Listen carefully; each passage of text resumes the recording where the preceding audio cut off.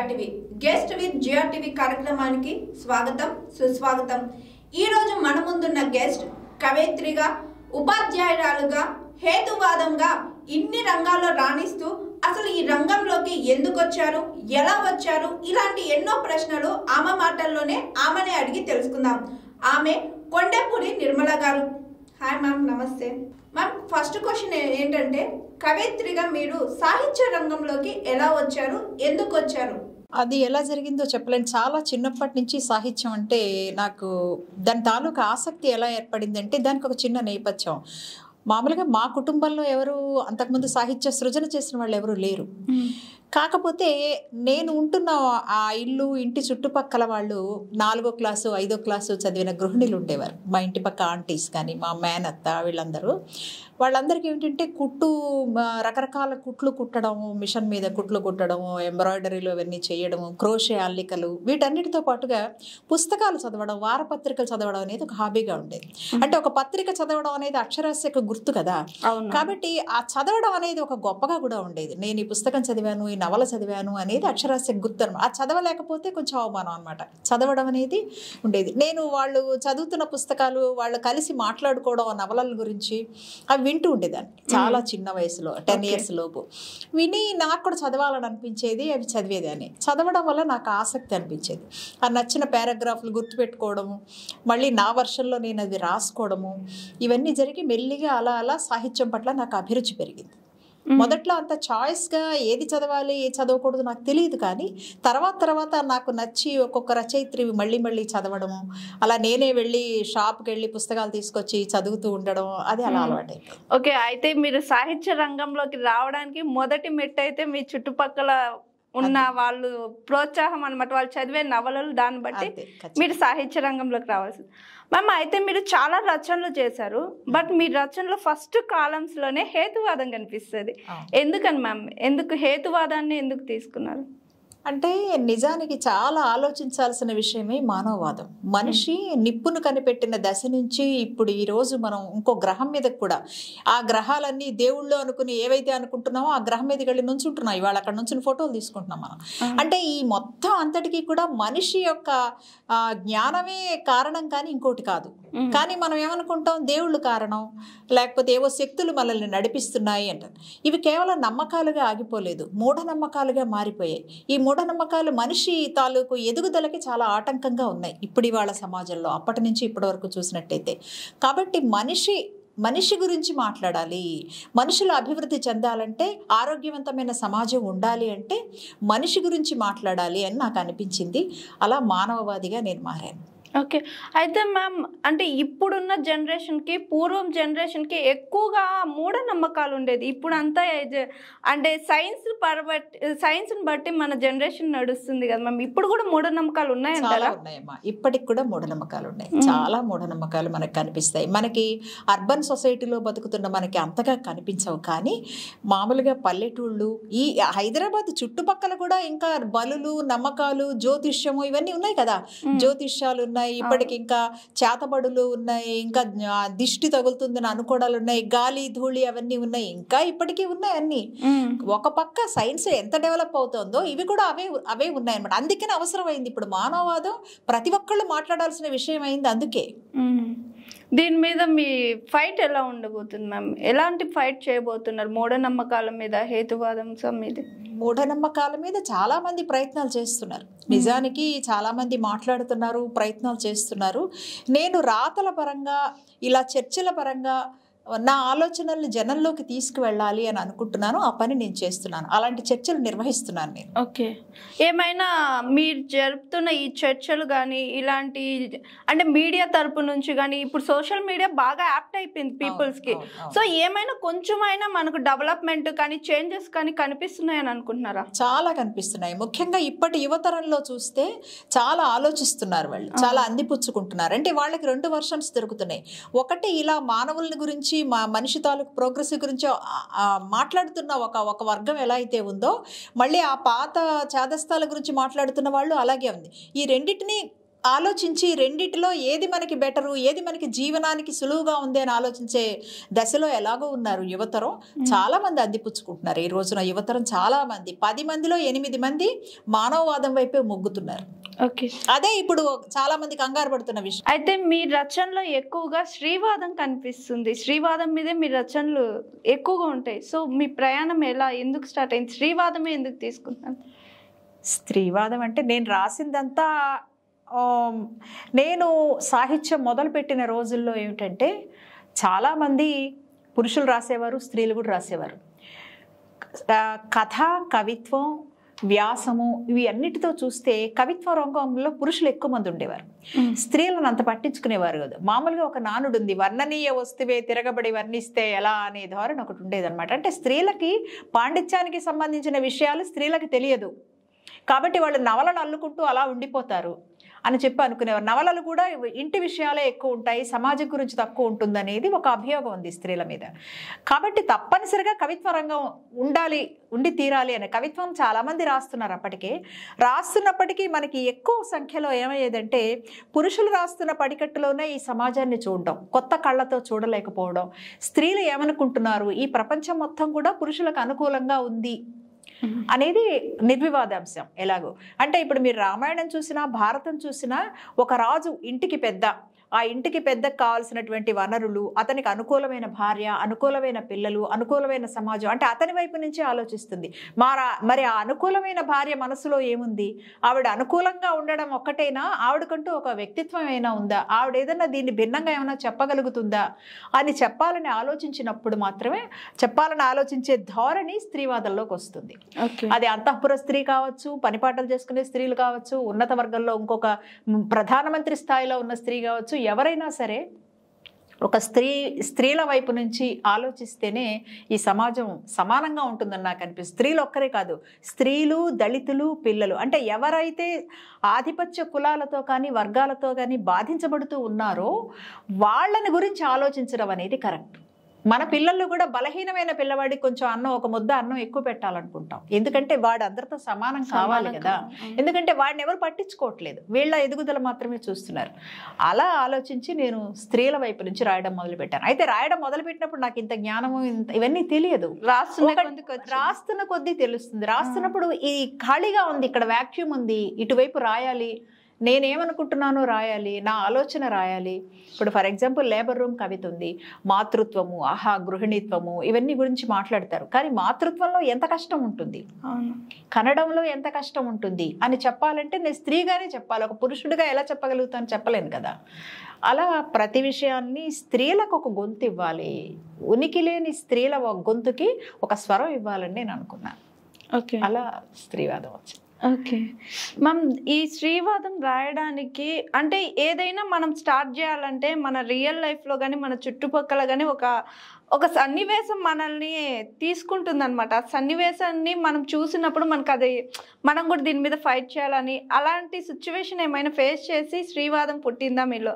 ఎలా పుట్టుకొచ్చింది మ్యామ్ స్త్రీవాదం? నాలో కాదు, మామూలుగా స్త్రీవాదం రాస్తున్న అందరికీ కూడా అందరి బాల్యములోనూ వాళ్ళ అనుభవాలు దాదాపు ఒకలా ఉంటాయి. అంటే ఇళ్లలో స్త్రీల పట్ల చాలా వివక్ష ఉంటుంది. వండిన కూరలో కూడా కొడుకు కొంచెం ఎక్కువ వేసి కూతురికి తక్కువ వేసే తల్లులు మనలో ఉన్నారు. కొడుకే పుట్టాలని అనుకుంటారు. పుత్రకామేష్టి వ్రతాలు ఉన్నాయి మనకి, పుత్రకామేష్టి యాగాలు ఉన్నాయి మనకి. పుత్రికా కామేష్టి ఉందా? అసలు స్త్రీలు, అమ్మాయిలు పుట్టద్దనుకునే ఆ సమాజంలో మనం ఉన్నాం. ఇటువంటి సమాజంలో ఉన్నప్పుడు ఇవన్నీ మనం కళ్ళతో చూస్తున్నప్పుడు మనకి ఇదంతా సహజమేనేమో, ఈ వివక్ష సహజమేమో, ప్రకృతి మొదటి నుంచి అలాగే ఉంది, దేవుడు ఇలాగే చూడమన్నాడు అనే ధోరణిలో కాకుండా ఇందులో ఏదో తప్పు ఉంది, ఇదేదో సరిగ్గా లేదు అని ఆలోచించడంతోనే స్త్రీవాదం మొదలవుతుంది. ఇలా నా జీవితంలో సంఘటన కూడా, ఇప్పుడు మేము 4 అమ్మాయిలం, మేము 4 ఆడపిల్లల తర్వాత ఒక్కడే మగపిల్లాడు. మా అమ్మ ఆ కొడుకు కోసం చాలా నోములు, వ్రతాలు చాలా ఎదురు చూసింది. కొడుకు లేకపోతే ఎలాగ పున్నామ నరకం, దాటించే వాళ్ళు లేరు కదా, అందరూ ఆడపిల్లలే, అయ్యో అందరూ ఆడపిల్లలే. ఎప్పుడైనా పిల్లలు, పుట్టిన పిల్లల ముందు అయ్యో వీళ్ళ ఆడపిల్లలు, అయ్యో వీళ్ళ అస్తమాను, వీళ్ళే పుడుతున్నారేమిటి అనే ధోరణి. అలాగే కుటుంబంలో, సమాజంలో ఆడపిల్లల్ని మాత్రమే కంటున్న తల్లుల పట్ల ఉండే వివక్ష, మగపిల్లలు కంటున్న తల్లులు చాలా గొప్పవాళ్ళు అయిపోయినట్టు. ఈవెన్ పెళ్లిళ్లలో మనకి ఇంకా బాగా కనిపిస్తుంది. ఆడపెళ్లివారు మగపెళ్లివారిని చూసినప్పుడు మగపెళ్లివారి డామినేషన్ ఎందుకు ఉంటుంది అంటే ఒక మగపిల్లవాడిని కనడం అనేది అంత గొప్ప విషయం అన్నమాట. ఇవన్నీ మనకు చాలా కనిపిస్తాయి ఉదాహరణలు మన చుట్టుపక్కల. అలాగే ఆడపిల్లల్ని మైనస్ అంటారు. అప్పట్లో మా చిన్నప్పుడు ఆడపిల్ల 4 మైనస్లు 1 ప్లస్ పాపం వెంకట్రావు గారికి అనేవారు మా ఇంట్లో. ఇవన్నీ చూసి చూసి ఏమిటి వివక్ష, ఏమిటి తేడా అని ఆలోచించడం అనేది బహుశా అందరం చేస్తాము, కొంతమంది రాస్తాం కాబోలు. అవును, అంటే మనం పర్సనలీ అది అనుభవించాం కాబట్టి మనకు తెలుస్తుంది. నిజమే మ్యామ్. అయితే మీరు జర్నలిస్ట్ గా కూడా చేశారని విన్నాను, ఎట్లా మ్యామ్? నాకు జర్నలిజం అంటే ఆసక్తి ఒక తమాషాగానే జరిగింది. అంటే మొదటి నుంచి రాయడం అనే దాని పట్ల ఉండే ఆసక్తి, చదవడం పట్ల ఉండే ఆసక్తి ఉంది కదా. తర్వాత నాకు నా వాయిస్ నేను వినడం అనేది చాలా ఇష్టంగా ఉండేది. న్యూస్ పేపర్ ఏదో నేను బాగా చదువుతాను, మా ఇంట్లో వాళ్ళంతా, మా బామ్మ ఉండేవారు ఇంట్లో, అమలు పేపర్ చదువు నువ్వు బాగా చదువుతావు అని. నాకు అలా చదువుతున్నప్పుడు అలా న్యూస్ రీడర్ లాగా నేను కూడా న్యూస్ చదివితే ఎంత బాగుంటుందో అని అనిపించేది. ఒక డ్రీమ్ జాబ్ నాకు న్యూస్ రీడర్ అంటే అప్పట్లో చిన్నప్పుడు. సరే కాలేజీలోకి చేరిన తర్వాత ఏమైందంటే మా కాలేజీకి, స్టెల్లా కాలేజీకి వీళ్ళు ఆల్ ఇండియా రేడియో వాళ్ళు వచ్చారు. వాళ్ళు అప్పుడు కొత్త వాయిసెస్ తీసుకుంటున్నారు క్యాజువల్ కంపేరింగ్ కోసం. మా ప్రిన్సిపాల్ని అడిగారు, మీ కాలేజీలో అమ్మాయిలు ఎవరైనా ఆసక్తి ఉంటే మా రేడియోలో పనిచేయడానికి పిలుస్తున్నాం, ఆహ్వానిస్తున్నాం, రండి అని చెప్పి. సరే అప్పుడు మా ప్రిన్సిపాల్ కొంతమందిని, మాలో అప్పటికి నేను ఎలక్యూషన్స్ వాటిల్లో పార్టిసిపేట్ చేసేవాళ్ళం కదా, వాయిస్ మై వాయిస్ బాగుంటుంది అనుకుని పంపించారు. వెళ్ళిన వాళ్ళని నేను ఉన్నాను. వాళ్ళు ఆడిషన్ టెస్ట్ పెట్టారు, రిటర్న్ టెస్ట్ పెట్టారు, అన్నిట్లో మంచి మార్కులు వచ్చాయి. నన్ను క్యాజువల్ కంపేరర్గా తీసేసుకున్నారు వాళ్ళు. రోజు పొద్దున్నే ముందు అక్కడికి వెళ్ళిపోయి రికార్డింగ్ చేసుకుని ఆ తర్వాత కాలేజీకి వెళ్ళేదాన్ని అనమాట. ఆ చిన్న 17-18 ఏళ్ల వయసులో నాకు ఒక జీతం, ఒక 200 జీతం అంటే ఎంత థ్రిల్లింగ్గా ఉంటుంది కదా ఆ వయసులో. అందులో నాకు నచ్చిన జీతం, నచ్చిన పని, నచ్చిన ప్రొఫెషను. అలా నాకు ఎప్పుడైనా సరే పనంటూ చేస్తే ఈ రాతకి సంబంధించిన రంగంలోనే పనిచేయాలని నేను అనుకునేదాన్ని. అలాగే ఫైనల్ ఇయర్ అవ్వకుండానే నాకు ఆంధ్రజ్యోతిలో జాబ్ వచ్చింది. పరీక్షలు ఇలా రాసాను, అలా వచ్చేసింది. అది కూడా రిటర్న్ టెస్ట్ అవన్నీ ఏదో పెట్టారు. అట్లా ఇంకా అలా సెటిల్ అయిపోయాను నేను, ఇష్టమైన రంగం కాబట్టి. అవును, ఇట్లా ఒక పక్క జర్నలిస్ట్ గా చేశారు, ఒక పక్క కవిత్రిగా చేశారు, ఇంకొక పక్క మీరు ప్రభుత్వ ఉద్యోగం కూడా సాధించారు, ప్రభుత్వ రంగంలో కూడా ఒక అడుగు పెట్టారు. ఎట్లా మ్యామ్? ప్రభుత్వ రంగంలో అడుగు పెట్టడానికి ఒక చిన్న సంఘటన కారణమైంది. అంటే నేను అప్పట్లో వలసల రాజ్యం అనే కవిత రాశాను. ఓకే. నేను ఎవరు రాయని కొత్త వస్తువుల మీదే రాయాలని కంకణం కట్టుకున్నాను అనమాట. ఎవరు కొత్త వస్తువే రాయాలి. ఆ కొత్త వస్తువు రాసినప్పుడే నలుగురు దృష్టిలోకి మనం వెడతాం. అందరూ రాసే పద్ధతిలో కాకుండా కొత్తగా రాయాలి అనే దాంట్లో ఆలోచిస్తూ వలసల రాజ్యం అని ఒక కవిత రాశాను. వలసల రాజ్యం అంటే ఓపెన్ డెఫికేషన్. విమెన్ బయటకు వెళ్ళిపోతారు. పల్లెటూళ్ళల్లో మన ఇక్కడ కూడా ఉండేది, పట్టణాలు కూడా, ఇళ్లల్లో టాయిలెట్స్ ఉండకూడదు అనేది ఉండేది. ఎందుకంటే ఇంట్లో దేవుడు ఉంటాడు కాబట్టి, దేవుడి మందిరాలు ఉంటాయి కాబట్టి టాయిలెట్ ఉండకూడదు అని ఒక నమ్మకం ఉండేది. దానివల్ల అందరూ బయటకు వెళ్ళిపోయేవారు పాపం. పల్లెటూళ్ళలో ఇప్పటికి ఇంకా కొనసాగుతుంది ఓపెన్ డెఫికేషన్. అలా వెళ్ళిపోతున్నప్పుడు స్త్రీల సమస్యలు పురుషుల సమస్యలు ఒకలా ఉండవు. స్త్రీలకు అనేక అవస్థలు ఉంటాయి. మెన్స్ట్రుయేషన్ ప్రాబ్లమ్స్ ఉంటాయి, తర్వాత ఏమో ప్రెగ్నెన్సీ ఉంటుంది, తర్వాత ఆఫ్టర్ డెలివరీ ప్రాబ్లమ్స్ ఉంటాయి. ఆ ప్రాబ్లమ్స్లో వీళ్ళు ఓపెన్ డెఫికేషన్ వెళ్తే వీళ్ళ దైహిక సమస్యలు మాత్రమే కాకుండా అక్కడ తేలుకుట్టి చనిపోయిన వాళ్ళు, పాములు కరిచి చనిపోయిన వాళ్ళు, తర్వాత అక్కడ వాళ్ళ మీద ఏదైనా అత్యాచారాలు లాంటి అఘాయిత్యాలు జరగడాలు, ఇవన్నీ సంఘటనలు మనకు కనిపిస్తుంటాయి. అప్పుడప్పుడు బహిర్భూమికి వెళ్ళిన యువత మీద దాడి అని జరుగుతూ ఉంటాయి కదా. కొన్ని వెలుగులోకి వస్తాయి, అవి కొన్ని అసలు వెలుగులోకి కూడా రావు. అవన్నీ చదువుతున్నప్పుడు నాకు కవిత రాయాలనిపించి కవిత రాశాను. ఆ కవిత రాసినప్పుడు అది బాగా జనాల్లోకి వెళ్ళింది. ఆ సబ్జెక్ట్ మీద ఎవరు రాయలేదు ఇంతవరకు అని. ఇప్పటికీ రాశారో లేదో నాకు తెలియదు. అప్పుడు వాళ్ళు వాటర్ అండ్ శానిటేషన్ అనే ప్రాజెక్ట్ వాళ్ళు ఒక రైట్ పర్సన్ కోసం వెతుకుతున్నారు. అంటే ఈ సబ్జెక్ట్ పట్ల కన్సర్న్ ఉండి, అవగాహన ఉండి, కొంచెం బాగా మాట్లాడే కమ్యూనికేషన్ స్కిల్స్ ఉన్న వాళ్ళు ఎవరైనా ఉంటే కావాలి మన ప్రాజెక్ట్కి అనుకుంటున్న దశలో ఈ కవిత వాళ్ళ దృష్టిలో పడింది. సరే నా కోసం ఏదో కబురు పెట్టారు, వెళ్ళాను. నేను వెళ్ళినప్పుడు ఇలా వాటర్ అండ్ శానిటేషన్ ప్రాజెక్ట్లో మీడియా కన్సల్టెంట్గా జాబ్ ఉందండి, జెండర్ కన్సల్టెంట్గా మీరు చేస్తారా అని అడిగాను. అప్పటికే నేను ఒక ఉద్యోగం నుంచి బయటకు వచ్చాను అనమాట. మాకు చాలా తొందరగా ఉద్యోగాలు ఊడిపోతూ ఉంటాయి. మీడియాలో ఏ ఉద్యోగం శాశ్వతంగా మీకు తెలుసు కదా, చాలా తొందరగా కొత్త అంటే మన బయోడేటా మనకంటే కొత్త నీరు వస్తే పాత నీరు మారిపోతుంది అన్నట్టు. అలాగే నిజమే. దానికి తోడు మనం కొంచెం ముక్కు సూటిగా మాట్లాడే వాళ్ళం అయితే ఇంకాస్త సమస్యల్లో ఎక్కువ సమస్యలు ఉంటాయి కదా. అప్పటికి సరిగ్గా అప్పుడే ఆ రోజు ముందు రోజే నేను ఏదో జాబ్కి రిజైన్ చేశాను, నాకు నచ్చక రిజైన్ చేయగానే ఇక్కడ ఆహ్వానం వచ్చింది కదా, సో అందులో జాయిన్ అయిపోయాను. అందులో 1 year కన్సల్టెన్సీ. తర్వాత మళ్ళీ నా ఇది బాగుంది పర్ఫార్మెన్స్ అనుకుని మళ్ళీ తర్వాత ఇంకోసారి 10 years తర్వాత కూడా గుర్తుపెట్టుకుని పిలిచారు ఆ ప్రాజెక్ట్ కోసం.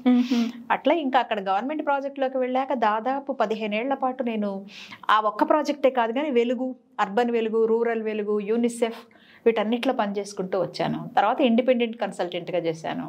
AP academy of rural development వల్ల నాకు బెనిఫిట్ ఏం జరిగిందంటే మాట్లాడడం నాకు చాలా భయం ఉండేది. కొత్తల్లో ఫ్లూయెంట్గా మాట్లాడడం అనేది భయం ఉండేది. కానీ అక్కడ ట్రైనింగ్స్ ఇవ్వాలి. ట్రైనర్గా ట్రైనింగ్ అనేది నా ఉద్యోగం కాదు నిజానికి. అక్కడ ఒక పత్రిక ఎడిటర్గా ఉండడము, ప్రాజెక్ట్స్కి వెళ్ళి ప్రాజెక్ట్ చేయడం అది మాత్రమే. కానీ నాకు మాట్లాడే బెరుకును పోగొట్టుకోవాలంటే ఆ పెద్ద డయాస్ ఉండేది. ఆ డయాస్ మీదకి వెళ్ళి నేను మాట్లాడాలి. అప్పుడే నాకు ఈ భయం తగ్గుతుంది అని మెల్లిమెల్లిగా నేర్చుకుని మాట్లాడటం మొదలు పెట్టడం. అందరూ మామూలుగా చిన్న చిన్న గ్రామాల్లో ఉండే వాళ్ళతోనే కదా మాట్లాడేది, అంత భయం ఏదో. అలా అలా మెల్లిమెల్లిగా మాట్లాడి ఇప్పుడు ఎంత పెద్ద పెద్ద ప్రొఫెసర్స్తో కూడా వాళ్ళందరూ కూర్చుంటే కూడా మాట్లాడే తాలూకు అనుభవం సంపాదించుకున్నాను అనమాట. అలా నేను ట్రైనర్ అయ్యాను. అందులోంచి వచ్చేసిన తర్వాత కూడా ఇప్పటికీ నన్ను ట్రైనర్స్కి పిలుస్తుంటారు. జెండర్ సెన్సిటైజేషను, లేకపోతే human rights, women rights, child rights, ఇట్లా ఉంటాయి కదా రకరకాల టాపిక్స్ మీద. అప్పుడు అలాగే నేను పవర్ పాయింట్ అదంతా నేర్చుకున్నాను నా ప్రెజెంటేషన్స్ కోసం. తర్వాత వీడియోస్ చేయడం నేర్చుకున్నాను. ఇట్లా ఒక్కొక్కటి డెవలప్ చేసుకుంటూ వచ్చాను స్కిల్స్. మ్యామ్ మీరు ట్రైనర్లో చాలా టాపిక్స్ మాట్లాడారని చెప్పారు కదా, మీకు బాగా యాప్ట్ అయ్యి బాగా నచ్చిన టాపిక్ ఏంటి మ్యామ్? జెండర్ సెన్సిటైజేషను ఎందుకు మనకి సెన్సిటైజ్ ఎందుకు అయి ఉండాలి అని అంటే, ఇప్పుడు సమాజంలో జరుగుతున్న అరాచకాలన్నిటికీ కూడా కారణం అటువంటి సెన్సిటైజేషన్ లేకపోవడమే అని పోలీస్ వాళ్ళకి ఇచ్చాం మేము. పోలీస్ డిపార్ట్మెంట్కి కావాలి సెన్సిటైజేషను, చాలామందికి కావాలి, మన చుట్టూ పనిచేస్తున్న వాళ్ళకి కావాలి, చాలామంది పెద్ద పెద్ద అధికారులు, IAS అధికారులకు కావాలి. ఇప్పుడు ఇవాళ రోజున జెండర్ సెన్సిటైజేషన్ అనేది గవర్నమెంట్ ప్రాజెక్ట్స్లో అందరికీ అవసరం అనేది ఒక రూల్ అయిపోయింది అనమాట కంప్లీట్గా. సెన్సిటైజేషన్ ఉండి తీరాలి అనేది, లేకపోతే విమెన్తో ఎలా మాట్లాడాలో తెలియని వాళ్ళు తర్వాత వాళ్ళ సమస్యల్ని ప్రత్యేకంగా గుర్తించడం తెలియని వాళ్ళు ఉంటారు. ఇప్పటికీ చాలా రోజుల పాటు మాకు మరుగుదొడ్లు కావాలని పోరాటం చేశాం కదా మనం. అంటే మనకి మరుగుదొడ్డు అవసరం ఉంటుందని సమాజం అనుకోలేదు. నిజమే. అది చాలా, ఒకవేళ మరుగుదొడ్డి ఉన్నా అది పురుషులకు అనుకూలమైన అవే ఉంటున్నాయి అనమాట. ఉంటాయి కదా, వాల్ టాయిలెట్స్ ఉంటాయి, అవి ఉంటాయి కదా.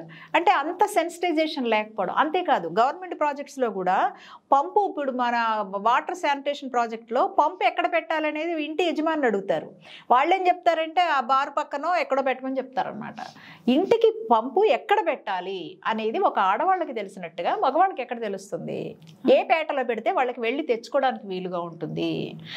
లేకపోతే బారు పక్కనో లేకపోతే ఏంటది ఓపెన్ ప్లేస్ పక్కనో పెడితే వాళ్ళ భద్రతకి కూడా కష్టం కదా. ఒక బిందె నీళ్లు తెచ్చుకోవడానికి రాత్రిపూట వెళ్ళి అంత దూరం వెళ్ళి తెచ్చుకోవడం అనేది. అంటే అలాంటి విషయాల్లో కూడా ఆడవాళ్ళని అడగకుండా చేయడం. ఈ సెన్సిటైజేషన్ అనేది ప్రతి చోట అవసరమే మనకి. నాట్ ఓన్లీ జీవితంలో ప్రతి విషయంలోనూ జెండర్ సెన్సిటైజేషన్ ఉండాలి. ఇంట్లో నేను భార్యాభర్త ఇద్దరు కలిసి ఉద్యోగం చేస్తున్నప్పుడు పనిని ఎలా పంచుకోవాలి, పని శ్రమ విభజన ఎలా ఉండాలి, ఇవన్నీ కూడా సెన్సిటైజేషన్లోకే వస్తాయి. ఓకే మ్యామ్, మీరు మీ కవిత్వాన్ని డిజిటల్ చేయడానికి చాలా ప్రయత్నాలు చేశారు, దాని గురించి చెప్పండి. కవిత్వాన్ని ఇప్పుడు పుస్తకాలు ఎవరు చదవటం లేదు. అసలు కవిత్వమే చిక్కనైనటువంటి ఒక వెన్నపూస అనుకోండి. నెయ్యిలాగా నీళ్లలాగా పలచగా ఉండదు. కొంచెం అనుభూతికి సంబంధించిన కొంచెం అర్థం చేసుకోవాలి, భాష కానీ భావం కానీ. అది మనకి తెలుగు మీడియంలో ఉండే వాళ్ళే తక్కువైపోయారు. అందరూ మొత్తం ఇప్పుడు మీ జనరేషన్ అంతా ఇంగ్లీష్ మీడియమే చదువుకుంటున్నారు. ఈవెన్ నా పిల్లలు కూడా ఇంగ్లీష్ మీడియమే. అయితే నా పిల్లలకి తెలుగు వచ్చు, లక్కీగా 2 పిల్లలకి తెలుగు వచ్చు. వాళ్ళు చదివే సమయం ఉండటల్లా కాగితాల మీద. మనం పుస్తకం చదువుకోవడం అనేది మనకి ఇష్టమైన, మా జనరేషన్కి చాలా ఇష్టమైన పని. ఎందుకంటే పుస్తకం చదువుతూ అండర్లైన్ చేసుకుంటాం నచ్చిన కాగితాలు, సగం చదివి హాయిగా అలా ఆలోచిస్తూ నిద్రపోతాం. మళ్ళీ కావాలంటే ఎప్పుడు కావాలంటే అప్పుడు తీసి చదువుకుంటాం. పుస్తకం అనేది ఒక అనుభూతికి కూడా సంబంధించి ఒక మంచి విలువైన కానుక పుస్తకం. కానీ ఇప్పటి జనరేషన్ అది తెలియదు. అది వాళ్ళకి ఆ పుస్తకాలు చదివే ఇది లేదు. ఇల్లు సరిపోదు. ఇప్పుడు మాకున్న సమస్య అదే, మా ఇల్లే సరిపోవటం లేదు పుస్తకాలకి. అన్ని పుస్తకాలు ఉన్నాయి నా దగ్గర. అవన్నీ మన వాళ్ళు నెక్స్ట్ జనరేషన్ వాళ్ళు పోషించలేకపోతున్నారు వాటన్నిటిని. కాబట్టి వాళ్ళకంతా కాగితం కంప్యూటర్ రూపంలోకి రావాలి. కవిత్వం అంతా కంప్యూటర్ రూపంలోకి వస్తే, అది కూడా వాయిస్ ఓవర్తో వస్తే వాళ్ళకి వినడానికి హాయిగా ఉంటుంది. ఇప్పుడు ఇవాళ నేను చేసిన పోయిటరీ వీడియోస్ అవి అన్ని దేశాల్లో వాళ్ళు మొన్న ఎప్పుడో అమెరికా నుంచి, కాలిఫోర్నియా నుంచి ఒక ఆవిడ ఫోన్ చేసింది, కారులో పెట్టుకుని వింటూ జర్నీ చేసుకుంటూ వెళ్తున్నారు. అలా అనమాట. అంత సమయం లేకపోయినా మనకు అభిరుచి ఉంటే అలా వినొచ్చు. ఎక్కువ మందిలోకి వెళ్తుంది, అది ఎక్కువ రీచ్ అవుతుంది. నా పుస్తకం తీసుకొచ్చి అందరికీ నేను పట్టుకొచ్చి కష్టపడి ఇవ్వడం కంటే ఒక ఆన్లైన్లో ఉందనుకోండి ఒక వీడియో రూపంలో, అది నచ్చిన వాళ్ళు ఎప్పుడు కావాలంటే అప్పుడు పెట్టుకుంటారు, స్టోర్ చేసుకుంటారు. అది పోదు, ఎక్కడికి పోదు. అవును, లైఫ్ లాంగ్, దానికి లైఫ్ లాంగ్ ఉండిపోతుంది కదా. అది ఉంటుంది, లైఫ్ స్పాన్ ఉంటుంది దానికి, సాహిత్యానికి.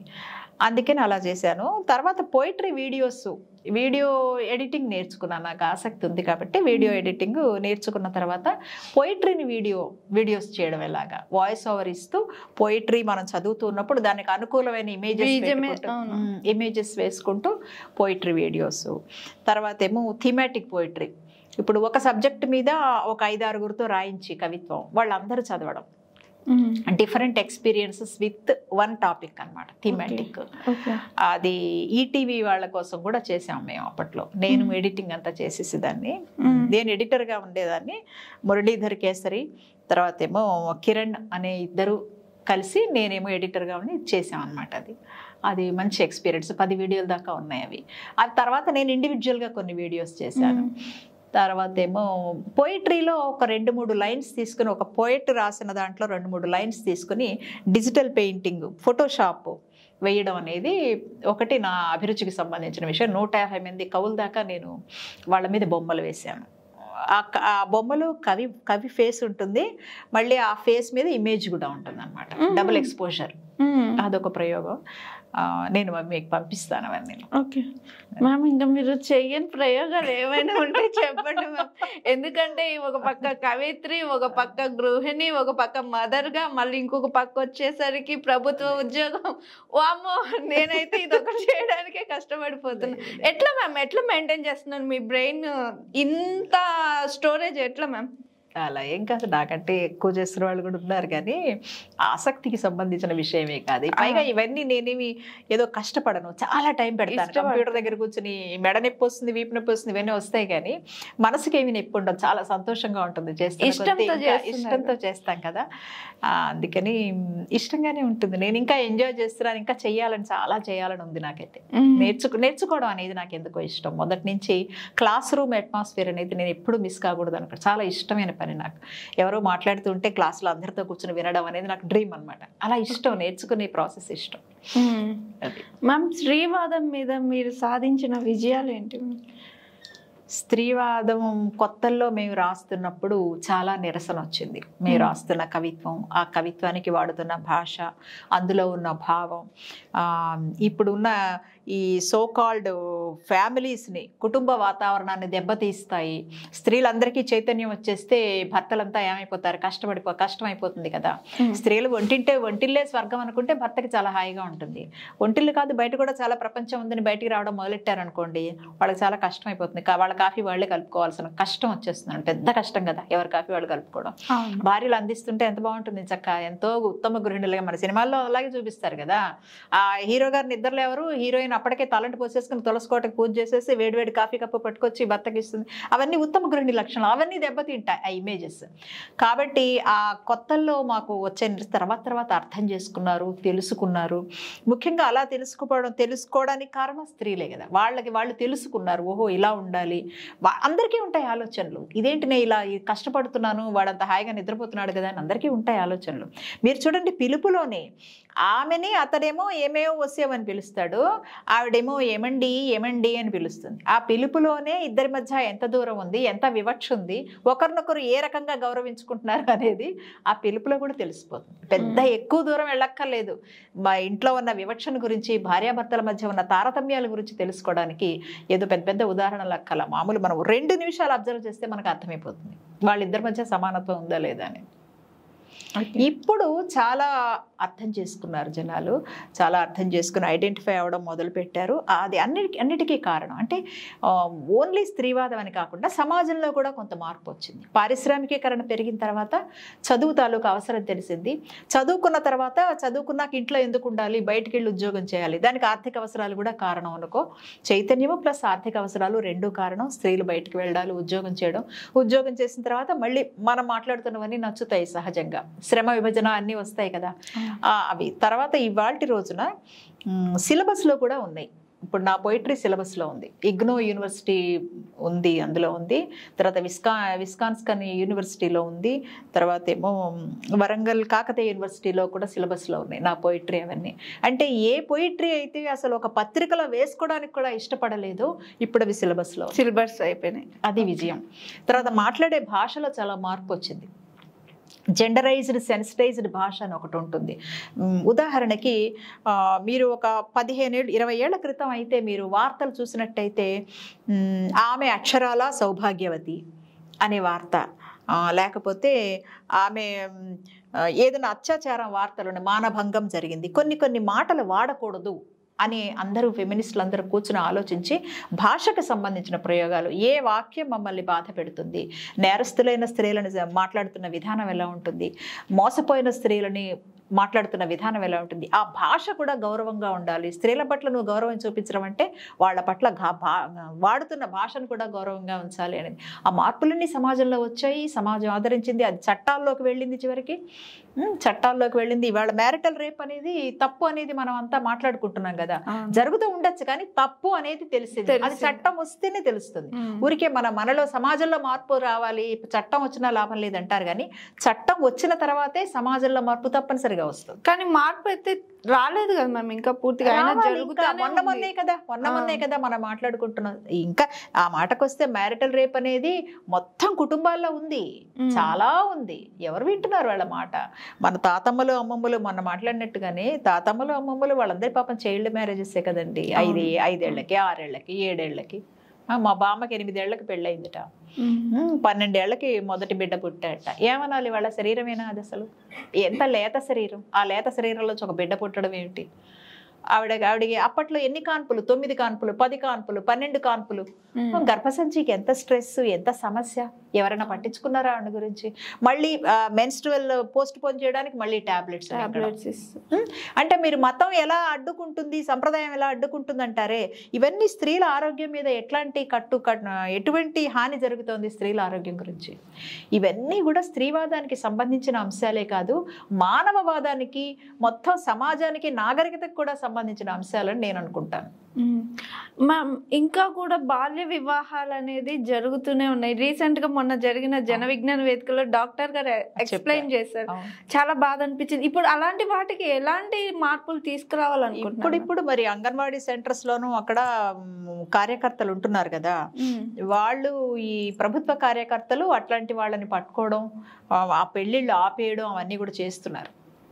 బట్ జరగకుండా అంటే అందుకు మళ్ళీ సామాజిక కారణాలు ఉంటాయి. ఎట్లాగంటే పంటలు పండని ఊళ్ళల్లో ఒకసారి పంట 5 ఏళ్లకు ఒకసారి పంట చేతికి వస్తుంది అనుకుందాం. నీళ్లు లేని ప్లేసుల్లో పంటలు పండించే కుటుంబాలు ఉన్నప్పుడు ఆ రైతు ఏం చేస్తాడంటే పంట చేతికి రాగానే డబ్బులు వస్తాయి కనుక గబగబా 2 పెళ్లి, అతనికి 4 కూతుళ్ళు ఉన్నారుకో గబగబా 2కి పెళ్లిళ్ళు చేసేయాలి. గబగబా చెయ్యకపోతే ఏమవుతుందంటే మళ్ళీ 5 ఏళ్ల వరకు చేయలేడు. అప్పటికే 15 ఏళ్ల కూతురు 16 ఏళ్ల కూతురు ఉందనుకో, ఆ కూతురికి 21 ఏళ్ళు వస్తాయి. లేట్ అయిపోతే కష్టం అయిపోతుంది అనుకుని చేసేస్తాడనమాట. అంటే సామాజిక కారణాల్లో ఆర్థిక కోణాలు చాలా ఉంటాయి. అలాగే కళ్యాణ లక్ష్మి ఇవన్నీ ఉన్నాయనుకో పథకాలు, ఈ పథకాలు ఉండడం వల్ల ఏమవుతుందంటే ఈ 5 ఏళ్లే ఉంటాడు ఈ మంత్రి గారు, ఈ 5 ఏళ్లలో మనం పెళ్లి చేసేయాలి. మన అమ్మాయికి 12 ఏళ్లే ఉన్నా సరే పెళ్లి చేసేస్తే కొంచెం చౌకలో మనం తక్కువ ఖర్చుతో పెళ్లి చేసేయగలం. పథకాల వల్ల కూడా ఇలా జరుగుతుంది. అనేక కారణాలు ఉంటాయి, కేవలం అజ్ఞానమే కాదు అక్కడ, మళ్ళీ ఈ ఆర్థిక కారణాలు చాలా ఉంటాయి అన్నమాట. అలాగే మేనల్లుడు ఉంటాడు, వాడు మళ్ళీ ఇంకో ప్రేమలో పడి ఇంకో అమ్మాయిని పెళ్లి చేసుకోవడం, ఏదో కాకుండా మన అమ్మాయికి చేసేస్తే మనకి హాయి, ఇట్లా ఉంటారు. ఈ డబ్బు లేని వాళ్ళు ఇలా అనుకుంటారా, బాగా డబ్బు ఉన్న వాళ్ళు అమ్మో ఇంత ఆస్తి సంపాదించాను, ఇది ఎవడికో పోవడం ఎందుకు, నా మేనల్లుడికే ఇస్తే నయం, ఇట్లా అనుకుంటారు. డబ్బు ఇంకెక్కడికి పోకుండా, ఆస్తి వారసత్వం ఎక్కడికి దూరం పోకుండా ఉండిపోతుంది అనేది. అనేక కారణాలు ఉంటాయి. మ్యామ్ మీరు రాసిన కాలమ్స్కి అవార్డ్స్ కూడా వచ్చాయి కదా మ్యామ్, ఏమేమి అవార్డ్స్ వచ్చాయి? అవార్డు ఒకటి వచ్చింది నేను రాసిన కాలమ్స్కి, గుర్తింపు బాగా వచ్చింది. అది 6 ఏళ్ల పాటు రాసిన కాలం భూమిక కోసం. అంతకుముందు అనుభవం అనే కాలం రాశాను, మట్టి మనిషి గుండె చప్పుడు అనే కాలం రాశాను. అది మొదటిది కాదు కానీ ఆ కాలంకి బాగా పేరు వచ్చింది. దాని పేరు మృదంగం. మృదంగం అంటే సౌండ్, అంటే నిశ్శబ్దంగా బ్రేక్ ది సైలెన్స్ అంటాం కదా ఒక విషయాన్ని గట్టిగా చెప్పేటప్పుడు, అందుకనే దాని పేరు మృదంగం. అది అందులో నేను ఒక టెక్నిక్ ఏం తీసుకున్నానంటే, ఎవరికైనా కానీ పర్సనల్ విషయాలు ఎదుటి వాళ్ళు చెప్తుంటే వినడం భలే ఆసక్తిగా ఉంటుంది కదా. అదే మనం చరిత్ర గురించో సమాజం గురించో చెప్తుంటే అది లెసన్స్ లాగా ఉంటాయి అన్నమాట, స్కూల్ లెసన్స్ లాగా ఉంటాయి. కాబట్టి పర్సనల్ సంఘటనల్లోంచి సమాజంలోకి తీసుకెళ్ళి టాపిక్ని అలా రాయడం అనేది ఒక టెక్నిక్ పెట్టుకున్నాను. బాగా వెళ్ళాయి జనాల్లోకి అవన్నీ, ఎందుకంటే అందరూ ఐడెంటిఫై అయ్యారు, వాటితో బాగా కనెక్ట్ అయ్యారు. దానికి వచ్చిన అవార్డు ఏంటంటే లాడ్లీ మీడియా అవార్డు, ఢిల్లీ నుంచి వచ్చిందనమాట. బెస్ట్ జెండర్ సెన్సిటైజర్గా అవార్డు వచ్చింది దానికి. అదొక మంచి జ్ఞాపకం, ఒక గుర్తింపు. ఓకే మ్యామ్, ఇంతకుముందు మీ మాటల్లోనే పథకాల గురించి వచ్చాయి. సో మనం ఇక్కడ ఏంటంటే జనరల్ గురించి కూడా మాట్లాడుకున్నాం, స్త్రీ అణితివేత ఇలాంటివి వచ్చాయి కదా. ఇప్పుడు స్త్రీకి ఎక్కువ గుర్తింపు వస్తుంది, వాళ్ళకు కూడా సమాజంలో సమాన హక్కు రావాలని ఇప్పుడు కొత్తగా పథకం ఫ్రీ బస్ అని, అదే సౌభాగ్య లక్ష్మి అని ఇలాంటివి ఇస్తున్నారు గవర్నమెంట్. దీన్ని మీరు ఎలా తీసుకుంటారు? అంటే పథకం మామూలుగా చాలామంది పాపం సంతోషిస్తున్నారమ్మా. పక్క గ్రామంలోంచి బిల్డింగ్ కార్మికులు వాళ్ళందరూ కూడా పక్క గ్రామాల్లోంచి ఇక్కడికి వచ్చి పనిచేసే వాళ్ళు ఉంటారు, చాలా దూరాల నుంచి వచ్చి పనిచేసే వాళ్ళు ఉంటారు, పారిశుధ్యంలో పనిచేసే వాళ్ళు ఉంటారు కదా. వాళ్ళందరికీ వాళ్ళకు వచ్చే 10,000, 8,000, 7,000 జీతాల్లో బస్సులకే చాలా అయిపోతుంది. ఆ బస్సు కూడా వాళ్ళకి కావాల్సిన ప్లేస్కి వెళ్ళదు, దిగాక మళ్ళీ ఆటో ఎక్కాల్సిన దూరాలు ఉంటాయి కదా.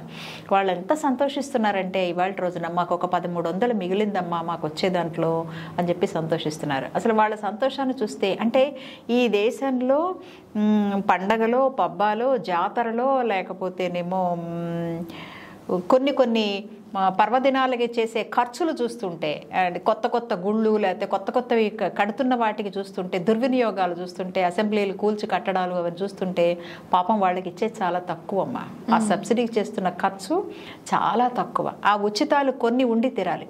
ఇప్పటికే విదేశాల్లో కొన్నిట్లో అయితే చదువు ఫ్రీ, విద్య వైద్యం ప్రయాణం ఈ 3 గనక ఉచితమైతే చాలా బాగుంటుంది. నిజంగా చాలామంది సుఖపడతారు, చాలామంది బయటకు వస్తారు ఆడవాళ్ళు. బస్సు ఫ్రీ అనేటప్పటికి మొబిలిటీ పెరుగుతుంది, స్త్రీలకి చైతన్యం పెరుగుతుంది, ఎక్కువ మంది ఉద్యోగం చేయడానికి దానికి ముందుకు వస్తారు. అంత దూరం ఎలా వెళ్ళాలి, ఏమిటి, పిల్లల్ని వదిలేసి ఎలా వెళ్ళాలి, ఇల్లు చాకరీ ఇవన్నీ నలిగిపోతున్న స్త్రీలు ఒక చిన్న సదుపాయం ఇస్తే, ప్రయాణ సదుపాయం, చాలా మార్పు కనిపిస్తుంది కుటుంబాల్లో. అది నిలబడాలి. ఊరికే ఉన్న కొద్దిగా ఒక ఏడాది ఉండి మానేయడం కాకుండా నిలబడే పథకాలు అయితే బాగానే ఉంటాయి. ఓకే మ్యామ్, ఇంకొకటి వచ్చేసరికి మీరు చాలా కవితలు రాశారు మ్యామ్. ది బెస్ట్ మీకు లైఫ్లో ది బెస్ట్ అనిపించిన నవల పేరు చెప్పరా మీరు రాసిన వాటిలో? నేను నవలలు ఒక్కటే అటెంప్ట్ చేయలేదు, కానీ కవితల్లో నేను రాసినవన్నీ దాదాపు చాలా ఫీల్ అయ్యి రాసినవే కనుక ఇష్టము. అయితే అంటే సంఘటనల బేస్గా నేను జర్నలిస్ట్గా కూడా రిపోర్టర్గా బయటకు వెళ్ళి ఇంటర్వ్యూలు చేస్తాను కదా. ఆ ఇంటర్వ్యూస్ చేస్తున్నప్పుడు వాళ్ళని ఇంటర్వ్యూ చేసి, ఇప్పుడు మీరు చేసినట్టు ఇంటర్వ్యూ చేసి ఒక రిపోర్ట్ రాసేస్తాం. రిపోర్ట్ రాసాక కూడా ఆ సంఘటన మన మనసులో అలా ఉంటుంది, హాంటింగ్గా ఉంటుందన్నమాట. అలాంటి సంఘటనలు కొన్ని నేను కవిత్వం రాశానప్పుడు. అంటే ఒకే సబ్జెక్టు కవిత్వం అయింది, కాలం అయింది, కథ అయింది, అలా అయినవి చాలా ఉంటాయి. అదేంటంటే ముఖ్యంగా మెహందీవాడలో ఉన్న స్త్రీలు నిర్బంధ విద్యా పథకం వచ్చిన కొత్తల్లో అందరికీ వివక్ష లేకుండా చదువు అందాలి అని చెప్పి ఒక మంచి పథకం పెట్టారు. ఆ పథకం ఎలా దుర్వినియోగం అయిందంటే, మెహందీవాడకి వెళ్ళి మేము కొంతమంది స్త్రీలు, మెహందీవాడని సెక్స్ వర్కర్స్ మీకు తెలుసు కదా, అక్కడికి వెళ్ళి ఇంటర్వ్యూ చేసినప్పుడు ఏంటమ్మా పిల్లల్ని చదివించడం లేదేంటి, ఇప్పుడు మనకి పథకం వచ్చింది కదా అని అడిగితే, వాళ్ళు స్కూల్లో పిల్లల్ని చేర్పించాలంటే రిజిస్టర్లో తండ్రి పేరు అడుగుతున్నారండి. తండ్రి పేరు ఎలా చెప్తాం, మేము చెప్పలేకపోతున్నాం. ఈ బిడ్డకి తండ్రి ఎవరో ఎలా తెలుస్తుంది, తెలియదు కదా ఒక సెక్స్ వర్కర్కి. అందుకని మేము చెప్పలేకపోతున్నాం. ఆ కారణంగా ఆగిపోయినప్పుడు నాకు కోపం వచ్చింది. అసలు అలా అడగడమే ఇన్సెన్సిటైజేషన్. వచ్చిన వాళ్ళు ఎవరు, వాళ్ళ అవసరం ఏమిటి, నిజానికి తండ్రి పేరు ఎందుకు? రిజిస్టర్లో న్యాచురల్ గార్డియన్ మదర్గా ఉన్నప్పుడు అన్ని చోట్ల మామూలు కుటుంబాల్లో కూడా వాళ్ళకి అక్కడ అడగడం వాళ్ళని అవమానించడమే కదా. అది నాకు బాగా హాంటింగ్గా అనిపించిన సబ్జెక్టు. దాని మీద కూడా కవిత రాశాను. నాన్నలు కొనాలి కిలో ఎంత, నాన్నల్ని కొనాలి కిలో ఎంత. టైటిలే అది. నాన్నలు కావాలి కిలో ఎంత. మేము బట్టలు కొనుక్కోగలం, ఏదైనా కొనుక్కోగలం. మా శరీరాన్ని అమ్ముకుని మేము ఏదైనా కొనుక్కుంటున్నాం. ఇవాళ నాన్నలు అడుగుతున్నారు కదా, మీరు నాన్నలు కొంటాం, కిలో నాన్నలు మాకు ఇవ్వండి అని వాడు అడుగుతున్నట్టుగా ఒక స్త్రీ ఒక కవిత రాశారు అనమాట. అది నేను రాసిన వాటిలో నాకు బాగా ఇష్టమైన కవిత. ఓకే మ్యామ్, అంటే ప్రతి ఒక్కరికి అప్ అండ్ డౌన్స్ ఉంటాయి. మీరు అప్పు చూసారు, డౌన్ చూసారు. ఆ రెండింటి గురించి షేర్ చేసుకోరా? మీరు ఎక్కువగా అంటే హై పిచ్లో వెళ్ళి చూసింది ఏంటి, లో పిచ్లో మీరు అనుభవించిన బాధ ఏంటి మ్యామ్? లో పిచ్లో అనుభవించిన బాధ అంటే వృత్తిపరంగా అయితే చాలా అప్స్ అండ్ డౌన్స్ ఉంటాయి సహజంగానే. జర్నలిజం ఫీల్డే అలాంటిది అనుకోండి. పత్రిక దానికి పత్రికలు ఎలా అంటే కొత్తలో రాయడం ఒకటే, మనం జర్నలిస్ట్గా ఒక రిపోర్ట్ చేసి రాయడం ఒకటే ఉంటుంది. ఎడిటింగ్ చేసుకోవడం, రాయడం, ప్రూఫ్ రీడింగ్ దిద్దడం అక్కడితో మనం ఉంటుంది. ఆ తర్వాత పత్రికలు చదవడం తక్కువైపోయి టీవీలు వచ్చిన తర్వాత బాగా తగ్గిపోయింది కదా. అప్పుడు పత్రికలు కొనిపించడం కోసం జర్నలిస్టులే దాన్ని ప్రమోటర్స్గా మారిపోయి యాడ్స్ పట్టరావడం, బయటికి వెళ్ళి గవర్నమెంట్ యాడ్స్, ప్రైవేట్ యాడ్స్ పట్టరావడం అనే పని కొత్త బర్డెన్ పడిపోయింది. అప్పుడు ఆ పని చేయలేని వాళ్ళందరికీ ఉద్యోగాలు ఊడిపోయాయి. సహజంగానే వాళ్ళంతా బయటకు వచ్చేసారు. అట్లాంటి అప్స్ అండ్ డౌన్స్, సడన్గా ఉద్యోగం పోవడాలు, మళ్ళీ ఉద్యోగం అందిపుచ్చుకోవడాలు, ఇవన్నీ. అంటే ఒకటి, నా జీతం మీదే కుటుంబం ఆధారపడకపోయినప్పటికీ నా జీతం చాలా సపోర్ట్ మా కుటుంబానికి. అదొకటి. తర్వాత స్త్రీలు ఉద్యోగాలు చేసే చోట వాళ్ళని డబుల్ ఇన్కమ్ గ్రూప్ అని చెప్పి అంటారు కదా, అది ఒకటి కొంచెం బాధ పెట్టేది అనమాట. అంటే మనం అవసరం కోసమే, కుటుంబ అవసరాల కోసము, లేకపోతే మనం చదువుని వినియోగం చేసుకోవడం కోసమే బయటకు వస్తున్నాం. కొంతమంది పురుషులైతే ఎన్నో పనులు చేస్తారు. ఇక్కడ ఆఫీస్లో సరిగ్గా పని చేయకుండా బయటకు వెళ్ళి చిట్ ఫండ్ వ్యాపారాలు చేస్తారు, రియల్ ఎస్టేట్ చేస్తారు, అవి చేస్తారు కదా, బోల్డెన్ పనులు చేస్తారు. కానీ స్త్రీలు తన కుటుంబ అవసరాల కోసం తను బయటికి రాగానే డబుల్ ఇన్కమ్ గ్రూప్ అంటారు. ఏ పత్రికైనా మూసేసేయాలంటే, ఏ ఉద్యోగంలోంచైనా ఎవరైనా తీసేయాలంటే వాళ్ళు లేడీస్ అనే కారణంగా తీసేయడం అనేది జరుగుతూ ఉంటుంది. అది ఒకటి కొంతకాలం అలా బాధ పెట్టేది. బట్ నేను దాన్ని కూడా క్రియేటివ్గా మార్చుకుని దాని మీద కూడా రాసేదాన్ని.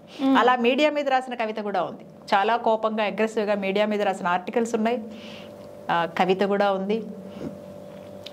అది ఈ మీడియా ఆడాళ్ళు ఎక్కలేని అయ్యప్ప కొండలా ఉంది అని చెప్పి రాశాను ఒకసారి. ఓకే, అలా రాసిన. అంటే అప్పుడు ఏం చేసేదానంటే, ఒక ఉద్యోగానికి మధ్య నాకు ఈ జర్నలిజం వద్దు, ఇంకోటి ఏదైనా నేర్చుకుందాం అని డబ్బింగ్ నేర్చుకునేదాన్ని, ఇంకొక వృత్తి వీడియో ఎడిటింగ్ నేర్చుకునేదాన్ని, షార్ట్ హ్యాండ్ ఒకసారి నేర్చుకున్నాను. ఇట్లా రకరకాల పనులు కూడా నేర్చుకునే అవకాశం నాకు దొరికిందనమాట. అందుకని నేను అది పాజిటివ్గా తీసుకుంటాను. ఓకే మ్యామ్, ప్రతి ఒక్కరికి ఎదిగే కొందికి పొగడ్త వస్తుంది, అవమానం వస్తుంది. అలా మీరు ఎప్పుడు లైఫ్లో ఈ పొగడ్త నేను మర్చిపోను, ది బెస్ట్ అంటే ఏమంటారు, ది బెస్ట్ అనిపించే పొగడ్త కానీ, అరే నాకు ఇలా ఇంత అవమానం జరిగింది, ఇది లైఫ్లో నేను మర్చిపోలేను అని రెండు, ఒకటి పాజిటివ్ ఉంటుంది, ఒకటి నెగిటివ్ ఉంటుంది. ఆ రెండు ఏంటి మ్యామ్ మీ లైఫ్లో? అది పాజిటివ్ ఒకటి గుర్తొస్తుంది. అంటే ఉంటాయి కొన్ని, జర్నలిజం జీవితంలో కొన్ని ఉంటాయి. ఒకసారి నేను స్ట్రీట్ చిల్డ్రన్ మీద ఆర్టికల్ రాశాను. అప్పుడు మేము ఆర్టికల్ రాయడం అంటే బయటికి వెళ్ళి రిపోర్టింగే, నేను చేసింది రిపోర్టింగ్. బయటికి వెళ్ళి ఆ పిల్లలందరూ వాళ్ళు ఉన్న హోమ్స్లోంచి హోమ్ దగ్గరికి వెళ్ళి ఆ పిల్లలు, హోమ్స్ ఉంటాయి కదా వాళ్ళ కోసం, ఆ పిల్లలందరినీ ఫోటో తీసి ఆ ఆర్టికల్ రాసేసి మా దాంట్లో వచ్చేయింది. అది వచ్చేయిన తర్వాత ఒక వారం రోజుల తర్వాత నాకు చిన్న పోస్ట్ కార్డు మీద పత్రికా ఆఫీస్కే ఒక ఉత్తరం వచ్చింది, చిన్న కార్డు, పోస్టల్ కార్డు వచ్చింది. మేడం, మీరు రాసిన దాంట్లో ఒక అబ్బాయి, ఆ బ్లూ చొక్కా వేసుకున్న అబ్బాయి మా అబ్బాయి లాగా ఉన్నాడండి, వాడు వెళ్ళిపోయాడు ఇంట్లోంచి, అప్పటి నుంచి మేము ఏడుస్తున్నాం, దొరకలేదు మా అబ్బాయి, ఎక్కడున్నారో మీరు చెప్తారా అని అక్కడ వచ్చిందనమాట. నా నెంబర్ తెలియదు కనుక ఆఫీస్కే రాసేసారు. అప్పుడు వాళ్ళు వచ్చారు, ఇలా రండి అని మా ఆఫీస్ వాళ్ళ సహకారంతో నేను చెప్పాను అనమాట వాళ్ళతోటి. మళ్ళీ వాళ్ళ కార్డే, అప్పటికి ఫోన్లు కూడా అంత అందుబాటులో లేవు, మళ్ళీ వాళ్ళ కార్డు, ఒక హోమ్కి వెళ్ళి తీసిన ఫోటో కాబట్టి మీరు రండి, హైదరాబాద్ రండి, నేను మీ బాబుని మీకు చేరుస్తానని చెప్పడం, వాళ్ళు రావడం, ఆ హోమ్కి వాళ్ళని తీసుకుని వెళ్ళడం, వాళ్ళ అబ్బాయిని వాళ్ళు గుర్తుపట్టడం, ఆ పిల్లాడు వాళ్ళ నాన్నని చూసి ఎంత ఏడ్చాడో అనమాట. పాపం ఇంట్లోంచి వెళ్ళిపోయాడు వాడు, ఎక్కడో పట్టుకొచ్చి హోమ్లో వేశారు. అది నాకు ఎంత సంతోషంగా, ఎంత అంటే ఒక రిపోర్ట్ కారణంగా వాళ్ళ బిడ్డ దొరికాడు, కలిపారు, ఒక ఫ్యామిలీని కలపడం అయింది కదా. అంత ప్రమేయం అంత జరుగుతుందని నేను అనుకోలేదు. అలాంటి చిన్న చిన్న విజయాలు ఉంటాయి, అవన్నీ బాగుంటాయి. మీ అవమానాలు కూడా, అంటే అవమానాలు మీన్స్ అంటే టక్మని ఈ సిచ్యువేషన్లో ఇలా నాకు ఎందుకు జరిగింది, వీళ్ళు ఎందుకు నన్ను ఇలా చూశారు అని మనకు ప్రతి ఒక్కరికి అది రెండు ఉంటుంది కదా మ్యామ్ లైఫ్ అన్నాక.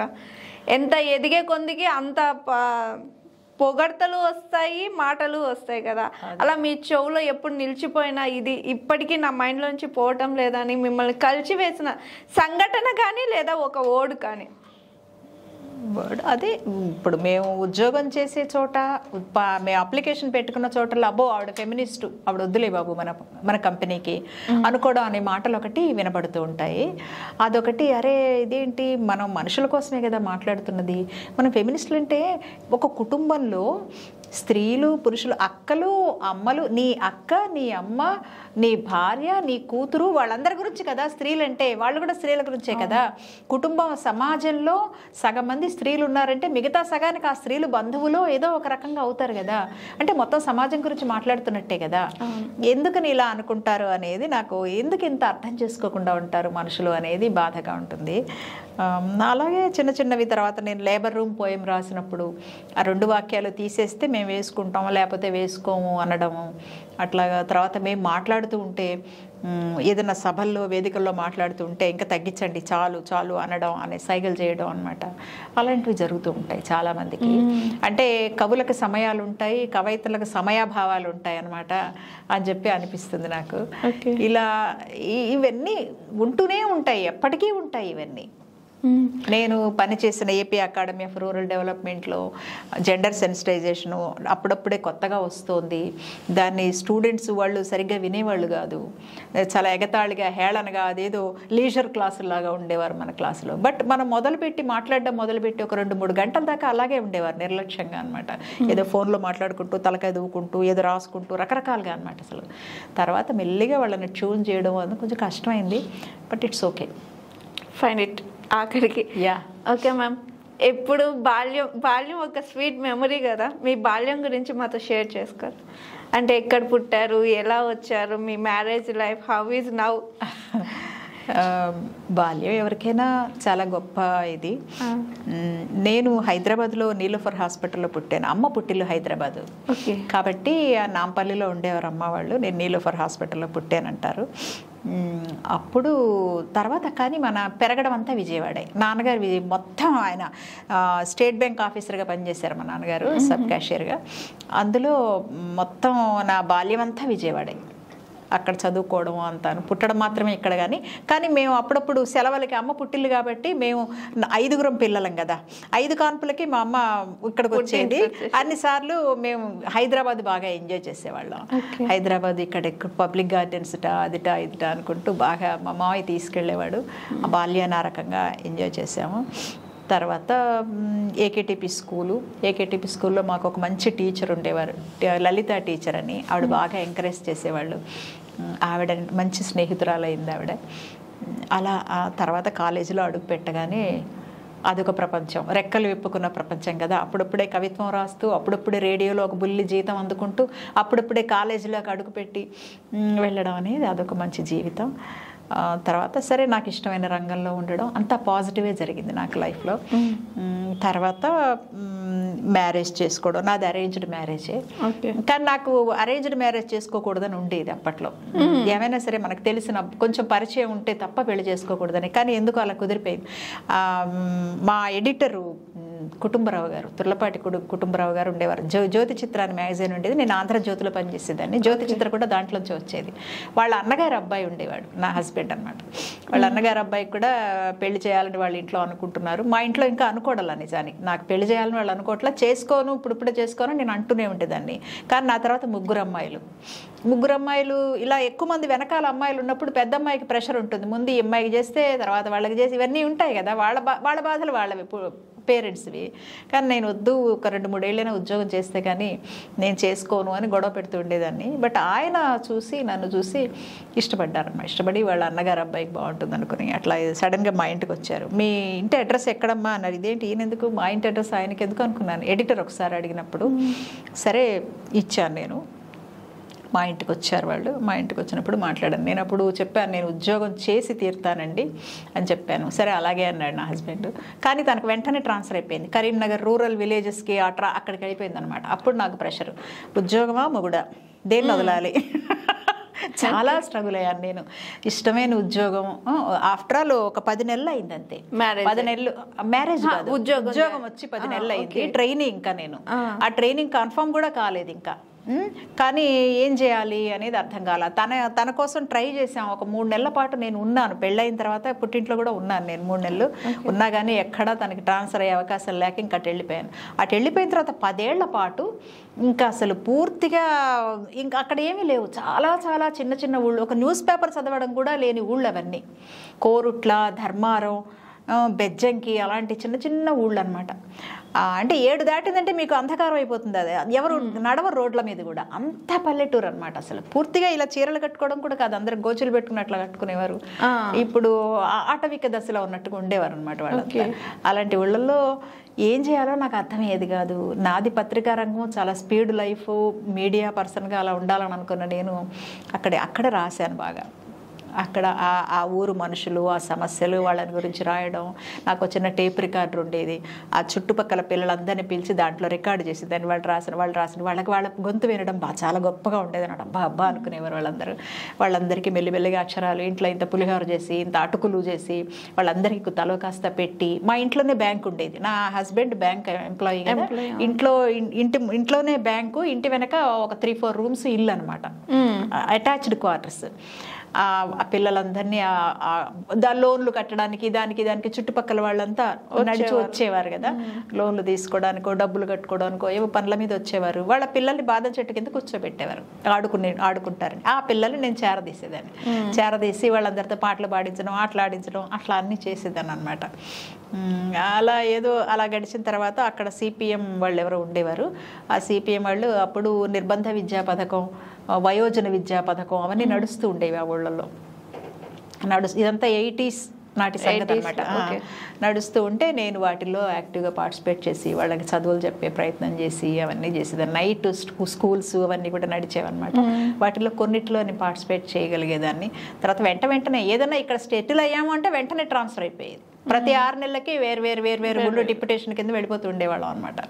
అప్పుడు నాకేమనిపించేది అంటే, ఒక మొక్కను పాతి మళ్ళీ దాన్ని లాగేసి ఇంకో చోట పెట్టి, మళ్ళీ దాన్ని లాగేసి ఇంకో చోట పెట్టి, ఎప్పటికి ఎదుగుతుందా మొక్క పాపం, ఎంత హింస అది. నన్ను నేను అలా పోల్చుకునేదాన్ని అనమాట. ఇప్పుడే కదా కొంచెం 4 ఆకులు వేసి కాస్త ఇక్కడ సెటిల్ అయ్యాము, మళ్ళీ పీకేసి ఇంకో చోట పెట్టాం, మళ్ళీ పీకేసి ఇంకో చోట పెట్టడం. చాలా కోపంగా ఉండేది తన మీద, తన ఉద్యోగం మీద. కానీ ఏం చేయగలను మరి, నాకేం ఉద్యోగం లేదు, తనని మానేమని నేను చెప్పలేను. పోషణే కష్టం కదా, అసలు మెయిన్ బ్రెడ్ విన్నర్ కదా. అదొకటి ఉండేది నాకు అసంతృప్తిగా. రే నా కెరీర్ అంతా ఇలా వేస్ట్ అయిపోతుంది. ఒక 10 ఏళ్ళు గ్యాప్ వచ్చింది నా కెరీర్లో. తర్వాత మళ్ళీ తిరువూరు వచ్చిన తర్వాత, తిరువూరు నందిగామ ఆ ఊళ్ళు ట్రాన్స్ఫర్ అయిన తర్వాత కొంచెం టీచర్గా, కొంచెం ఒక మాదిరి ఊళ్ళు కనుక కొంచెం టీచర్గా పనిచేసి మళ్ళీ దాని తాలూకు అనుభవాలు అవన్నీ ఉండేవి. హైదరాబాద్ వచ్చిన తర్వాత వెంటనే ఇమీడియట్గా ఉదయంలో జాయిన్ అయిపోయాను. ఉదయంలో ఎప్పుడైతే నేను మళ్ళీ ట్రైనరే, 10 ఏళ్ళ తర్వాత మళ్ళీ మొదటి నుంచి అనమాట. మళ్ళీ మొదటి నుంచి నాతో పాటు ట్రైనింగ్ చేసిన వాళ్ళందరూ సీనియర్ పొజిషన్స్ లో ఉండేవారు. నేనేమో జూనియర్ పొజిషన్ లో మళ్ళీ మొదలు పెట్టాను అనమాట. మళ్ళీ ఎల్కేజీలో చేరినట్టు అయింది.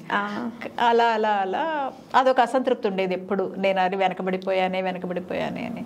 బట్ ఓకే, పిల్లలు బాగా పెంచుకున్నాను, అలా చూసుకున్నాను. నేను 2 పిల్లలు పుట్టారు, వాళ్ళకి కాస్త పెద్దవాళ్ళయి. వాళ్ళ చదువుల టైంకి నేను హైదరాబాద్ వచ్చేసాను కదా. అటువైపు నుంచి కుటుంబానికి మేలు జరిగింది కానీ నాకు నష్టం జరిగింది అనమాట వ్యక్తిగతంగా. ఓకే మ్యామ్, మీ కవితలు రాస్తారు కదా, మీకు సపోర్ట్ సార్ ఎలా సపోర్ట్ ఇచ్చేవారు మ్యామ్ మీరు రాసే కవితలు? అసలు సార్ నా జోలికే రారు, అదే పెద్ద సపోర్ట్. అసలు భార్యాభర్తలు ఒకళ్ళనొకళ్ళు పట్టించుకోకూడదు, అప్పుడే హాయిగా ఉంటుంది. అసలు అంటే తను కూడా రైటర్ కదా, ఎవరి పర్సనల్ ఇది వాళ్ళకు ఉండాలి అని మేము నమ్ముతాం. ఒకళ్ళదొకళ్ళు చదవని కూడా చదవం. అంటే రాసేసిన తర్వాత కానీ, పూర్తిగా రాసి అచ్చైన తర్వాత తప్ప, నేను రాస్తుంటే మధ్యలో తను జోక్యం ఏం చేసుకోరు, ఎప్పుడు కలగ చేసుకోరు. నేను ఎప్పుడు సలహాలు సూచనలు కూడా ఏం అడగరు.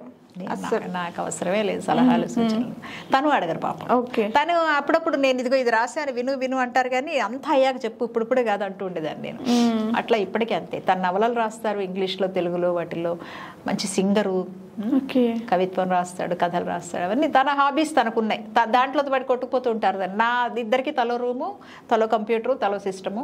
ఓకే, భోజనం చేసేటప్పుడు అప్పుడు హాయ్ అని మాట్లాడుకుంటాం అంతే. మిగతా టైంలో ఎవరి జోనల్లో వాళ్ళు ఉంటాం అనమాట. అది మాది. ఆ రకంగా మేము success.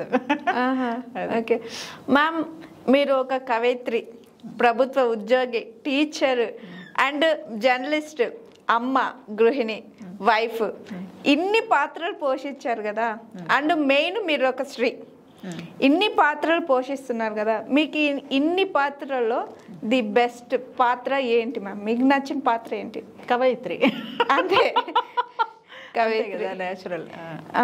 Okay ma'am, last question. మీరు ఫస్ట్ రాసిన లైన్ మా కోసం షేర్ చేసుకుంటారు? మీరు లైఫ్లో ఫస్ట్ స్టార్ట్ చేసిన లైన్ గుర్తుందా, లేదా మీకు మైండ్లో ఉండిపోయిన లైన్ ఏదైనా ఒక్క లైన్? ఒక లైన్ పోయమ్సే ఉన్నాయి. మొదట రాసిన కవిత సాయి సంప్రదాయం నాకొద్దు అనే కవిత ఉంది. దాంట్లో కొంచెం మాతో షేర్ చేసి. అది అలాగే చదువుతాను నేను. ఇది 1988లో రాశాను అనమాట. అయితే పుస్తకం కొంచెం ఆలస్యంగానే వేశాను నేను. పుస్తకం వేయగలనా ఎందుకో తోచలేదు పుస్తకం వేయాలి అనేది. ఇది మొదటి కవిత ఏం కాదు కానీ రాసిన 10లో మొదటిది అనుకో దాదాపు. ఈ కవిత పేరు ఈ సంప్రదాయం మాకొద్దు. సంప్రదాయం పిడుగు కాదు, అయినా వేల వేల ప్రాణుల్ని కాల్చేసింది. సంప్రదాయం చీకటి కాదు, అయినా అనేక మైళ్ళ లోతు అగాధాల్లోకి కూల్చేసింది. సంప్రదాయం నియంత కాదు, అయినా చరిత్ర మొత్తాన్ని కుర్చీల కథలుగా మార్చింది. సంప్రదాయం జైలు కాదు, అయినా నిర్మల జల సంపదల్ని మరచెంబులో బంధించింది. మోసి మోసి మూలుగే కలనాదం అనుకునే సంప్రదాయ బోయిలకు మనసు కప్పుకొని బట్టలిప్పుకోవడం అలవాటైంది. అంతే. దీనికి తాపి ధర్మారావు అవార్డు వచ్చింది 1988. ఓకే, చాలా బాగుంది మ్యామ్. బట్ అది కొంచెం మీనింగ్, మనసు కప్పుకొని బట్టలు. సంప్రదాయం అనేది పిడుగు కాదు, చూడ్డానికి సంప్రదాయం చాలా బాగుంటుంది. ఓకే, కానీ అది తీసుకొచ్చే పరిణామాలు చాలా భయంకరంగా ఉంటాయి. వేల వేల ప్రాణుల్ని కాల్చేసింది. మీరు సతీ సహగమనాలను చెప్పండి, ఆడపిల్లల హననాలను చెప్పండి, ఎలా చూసినా వేల వేల ప్రాణుల్ని కాల్చేసింది. సంప్రదాయం చీకటి కాదు, చూడ్డానికి సంప్రదాయం చాలా బ్రైట్గా చాలా ఆకర్షణీయంగా కనిపిస్తుందేమో, కానీ మనల్ని ఆలోచన పరంగా అనేక మైళ్లలోతో అగాధాల్లో కూల్చేస్తుంది. అంటే మనం సైన్స్కి, ఆలోచనకి, వ్యక్తీకరణకి చాలా దూరం చేస్తుంది అనమాట. సంప్రదాయం నియంత కాదు, చూడ్డానికి అదేదో మనలందరినీ ఖైదీ చేసేలాగా కనిపించదు, నియంత రాక్షసులాగా ఏం కనిపించదు. కానీ చరిత్రలో ఏది చూసినా కుర్చీల కథలే. అంటే రాజులు, రాణులు, ఆ కథలే కనిపిస్తాయి మీకు. పౌరాణిక ఇతిహాసాల్లో చూసిన ప్రజల గురించి ఉండదు కదా, అందుకని కుర్చీల కథలుగా మార్చింది. అంటే ఆధిపత్యం మాత్రమే. సంప్రదాయం జైల్లాగా ఏం కనిపించదు, చూడ్డానికి అందరికీ ఆచరణీయమేమో అనిపించేలాగా మనల్ని భ్రమ పెడుతుంది. కానీ ఒక పెద్ద సముద్రంలో నీళ్ళని చిన్న మరచెంబులో బంధిస్తుంది. కాశీ జలం ఉంటుంది కదా, చిన్న మరచెంబులో అంత పెద్ద దాన్ని బంధిస్తుంది అనమాట. అంటే ఏం చెప్పాలి, జైలు చేస్తుంది. గలగలా పారే సెలయేటిని కదలకుండా చేసి నీళ్లలో ఒక మరచెంబులో బంధిస్తుంది అనుకుందాం.